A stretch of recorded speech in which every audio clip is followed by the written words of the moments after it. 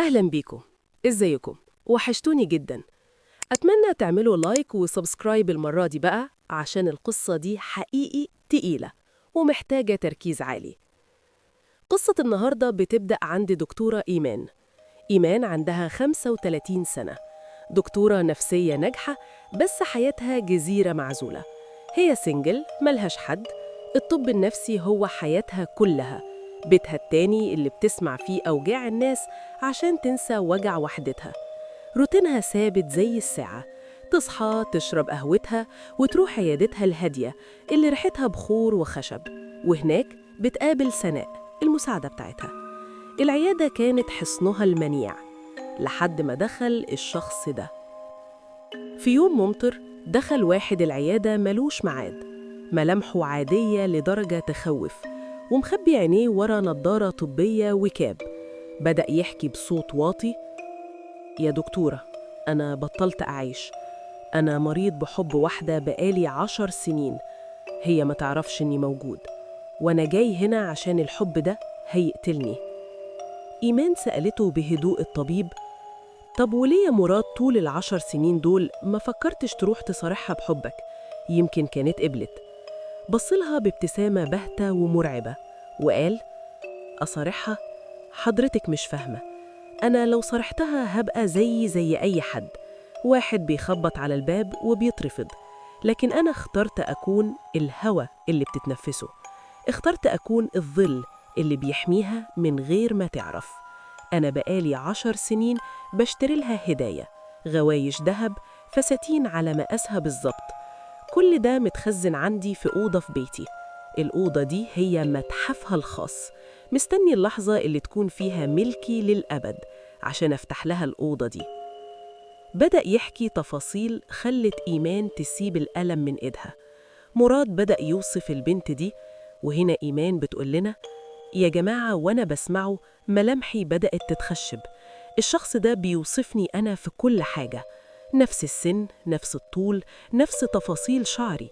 حتى العطر اللي كنت فاكراه مميز ومحدش يعرفه نطق اسمه بالظبط. مراد كمل وقال: أنا عارف عنها كل حاجة يا دكتورة. عارف إنها يوم التلات بتلبس الكحلي عشان ده كان لون لبس مامتها المفضل. عارف إنها لما بتنام بتسيب نور الطرقة قايد لأنها بتخاف من الضلمة. وعارف إن عندها شامة صغيرة جدا في ظهرها مش بتبان غير لما تلبس فستان بفتحة معينة. إيمان بتقول: هنا قلبي كان هيقف. الكلام ده ما يعرفوش غير حد عاش معايا، أو حد بيخترق خصوصيتي لدرجة مرعبة. البنت اللي بيوصفها دي هي أنا بكل تفصيلة، مفيش أي احتمال تاني. إيمان بدأت تربط الملامح دي، النبرة دي، وفجأة افتكرت الشخص ده ما كانش غريب. ده فني الكهرباء اللي بيجيلها البيت من سنين، اللي كان بيدخل أوضة نومها يصلح التكييف وبيدخل المطبخ. هو اللي كان بيخترع أعطال عشان يدخل يشوفها وهي لابسة لبس البيت. هو ما كانش مريض، هو كان صياد بيراقب فريسته من 10 سنين. وفي آخر جلسة عينه بقت جحظة وقال: أنا قررت أملكها يا دكتورة. سألت دجال وقال لي إن الحب ده مش هيتحقق غير بعمل سفلي، وعشان العمل ده ينجح كان لازم آخد أثر حي منها، حاجة لمست جلدها وهي في عز ضعفها وانفعالها، حاجة فيها ريحتها ودموعها.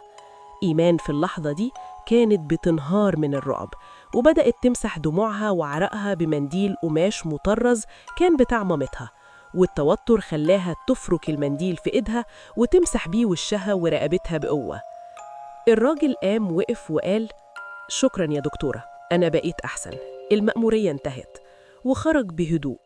إيمان مدت إيدها تاخد المنديل من على المكتب عشان تمسح وشها تاني، ما لقيتوش. صرخت في سناء.